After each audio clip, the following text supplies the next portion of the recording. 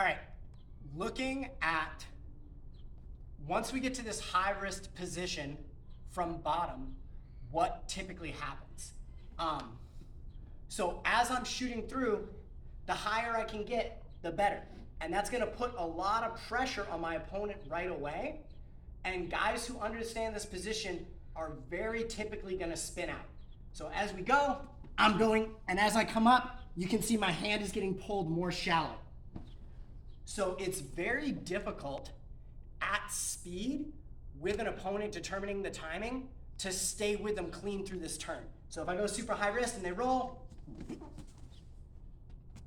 if I stay exactly with them, then I can finish. But a lot of times that's tough. So what I've been doing way more of, and I definitely didn't come up with this, but I've been playing with it a lot this year as kind of a different way of doing things. So I get that high wrist position just to force the exchange. As they roll, I roll underneath. Now I connect my hands like a palm to palm rear naked choke. I get on my toe, I get my toes close to my butt and lift my shoulder up. My elbow draws back into my shoulder and underneath. And it's a very nasty choke, and it really takes away a lot of their good defensive options. So notice I'm putting my body underneath. That does mean that sometimes they're gonna like smush my face a little bit. So you have to be kind of comfortable with that and able to keep motion going. The other thing that's nice about this is, let's say I'm not able to get this high wrist position, I'm a little bit lower wrist. As I turn my opponent, relax, I'm gonna turn you. As I force the turn, or they could have done it, it doesn't matter, but I can achieve depth in the roll. So if we roll together and I follow, I'm kind of gonna end up in the same wrist position. But if I start shallow, force the roll, and then dive underneath, you can see I was deepening my hand because my partner's circle was helping me. Now I add that pressure and rip it back.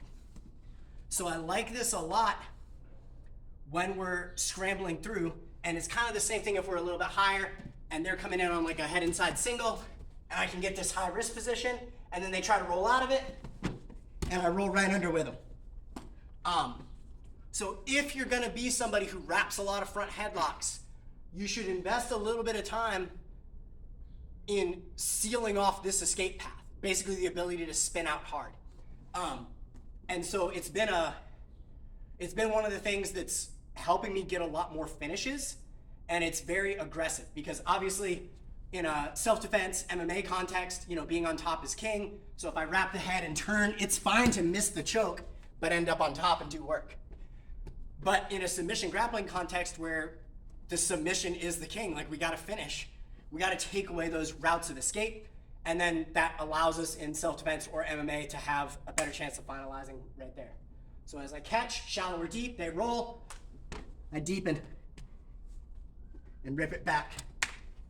You can palm to palm gable, you can hand assist, or you can rear naked choke if you can slip it in, which is a little bit tougher, but boom, boom. Rear naked choke is great here too.